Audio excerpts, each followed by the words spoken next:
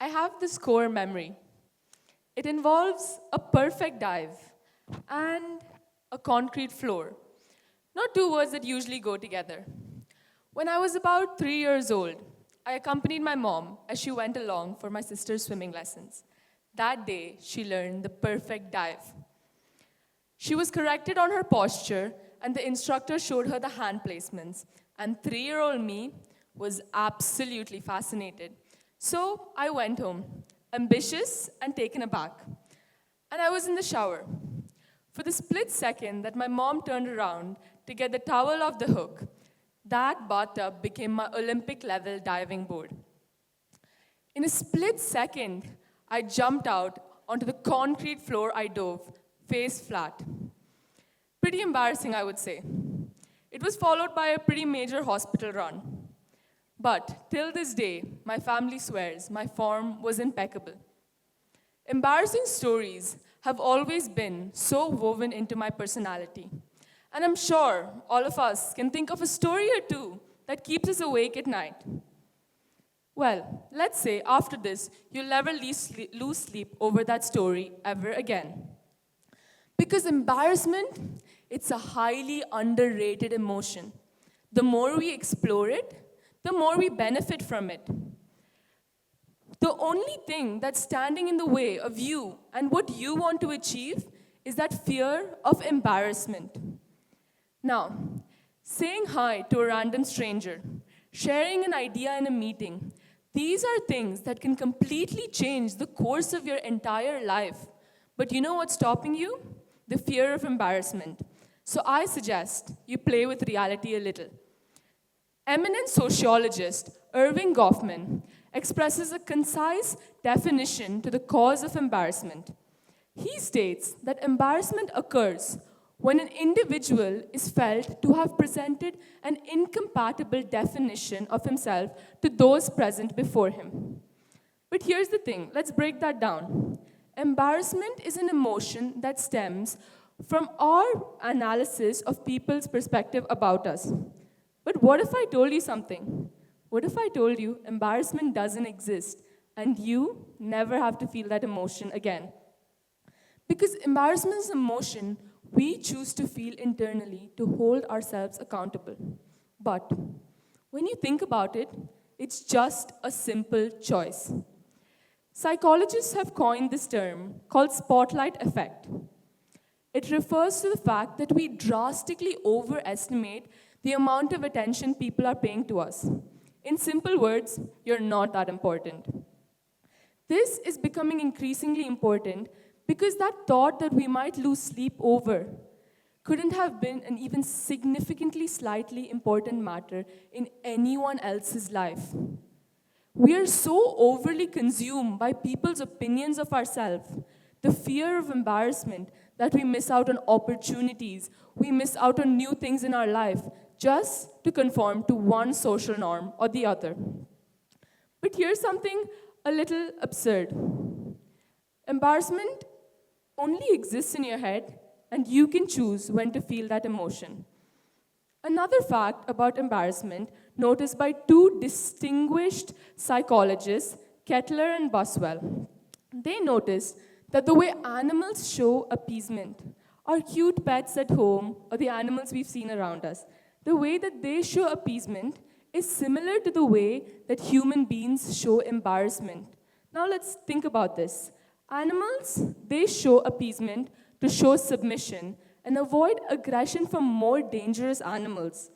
That is their survival instinct. And human beings, we show it for the exact same reason. Now I would like to introduce you to my cat.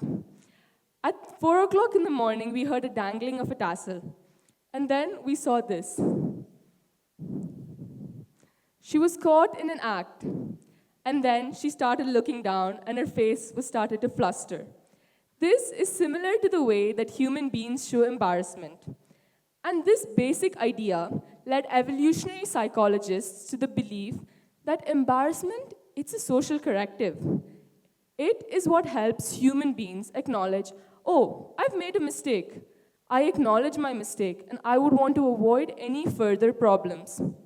This is what kept our ancestors together in a group, which was critical for their survival. So, who would have thought some measly emotion like embarrassment used to be a survival instinct? But people who showed embarrassment were seen as more trustworthy and cooperative. But personally, I wouldn't feel the emotion of embarrassment to be seen as more trustworthy and cooperative. But here's another highlight.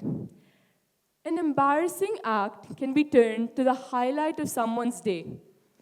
A simple giggle after some serious public humiliation can become a roar of laughter, and then a memorable story to tell at the next meeting.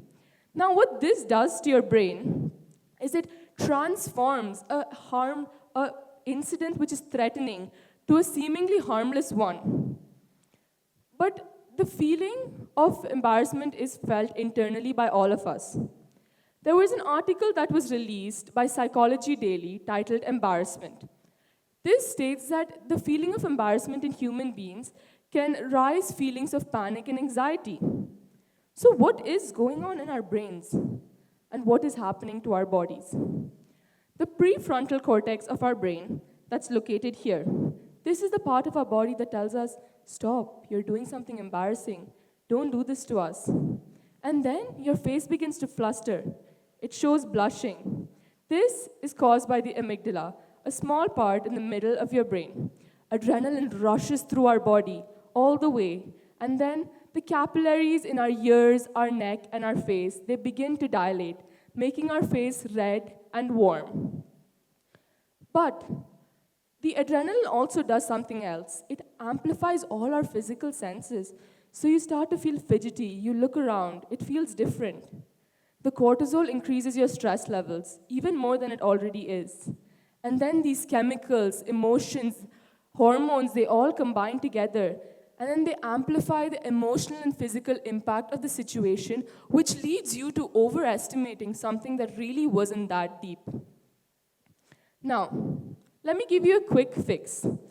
Hold on, this might sound a bit absurd, but practicing embarrassment helps you avoid awkward situations and overall running away from such things. So when you walk into a class, raise your hand, share an idea in a meeting, all these things seem less intimidating. The reason they seem less intimidating is because practice makes perfect. You've already put yourself in a situation that's worse, and hence, it doesn't feel that intimidating anymore. Now, I would like all of you to think of this in your head, a question. Who would you prefer to be around? Someone who has just embarrassed themselves and started laughing, or that person standing in the corner, looking you up and down and judging them? There's a simple answer, and studies were done about the same topic too. Human beings were shown embarrassing situations, and their expressions were recorded. Now, they showed emotions of embarrassment, of happiness, of sadness, and a neutral emotion. But here's the striking thing. Those who showed embarrassment, they were the ones to be more sociable, have a pro-social behavior, while at the same time, they didn't feel the need to adhere to social norms. This becomes incredibly important in finding our sense of self, being able to socialize, discover ourselves, but at the same time, not fearing or needing to adhere to social norms. This is what truly creates a person, and just because you embarrassed yourself. But what if I told you, if you embarrassed yourselves, you could become a multi-billionaire? At 17, Bill Gates was absolutely convinced he was a genius, a bit too confident for my liking. So naturally, when he and his friend, Paul Allen, they came up with this TRAF-O data machine to analyze data traffic patterns. What happened was, they came into a meeting casually with some pretty important-looking city officials. But their computer looked like a science fair project rather than a revolution. And then Bill Gates clicked the switch. He was waiting for his wow moment. But then the screen froze. Numbers started appearing and reappearing. And it started making noises it wasn't supposed to make. The room felt dead silent, and the Bill Gates realized that his brilliant idea had just publicly humiliated him. But here's the thing. There was no applause, no deal, just simple, pure embarrassment. And then the company had totally failed. But this exact moment did something extremely important. It punctured the great Bill Gates' ego. And then he became obsessed with testing, reliability. And because he realized that being smart was not enough. You had to make things work, especially in front of people who mattered.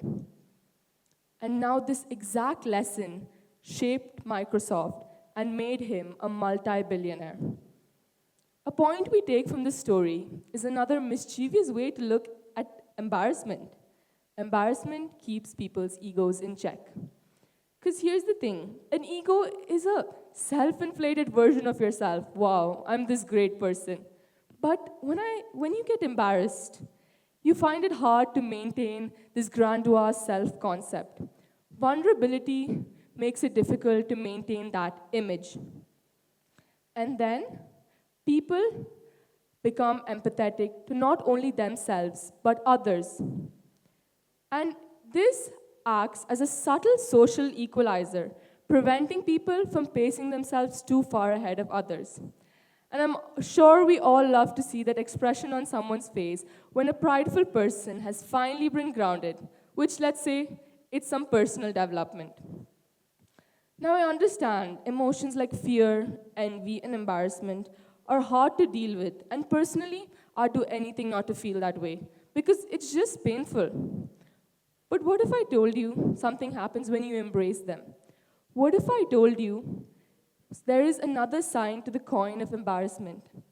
On the opposite side lies this insight. This insight is extremely important because we cannot get it from anywhere else. This insight helps us go closer to our sense of self. Because here's the thing, embarrassment is a highly interesting and extremely important emotion to us. It threatens to compromise our sense of self while it moves us closer to it. And as human beings, we have this ability. We have this ability to not think of the negative things and to only focus on the important ones. Now, this turns a painful emotion to a surprisingly beneficial one. To conclude, I would like to say that people like you a lot more when you're a little bit ridiculous. As human beings, me and you, we're imperfect. And humans bond over failures, over tripping when you're walking, or over saying something absolutely wrong with the utmost confidence. And here's the thing. Because we're imperfect creatures, we show vulnerability. And that exact vulnerability, it's magnetic. It's what brings us closer together. So, I have to leave you with one statement. Next time, don't be afraid to embarrass yourselves. Thank you.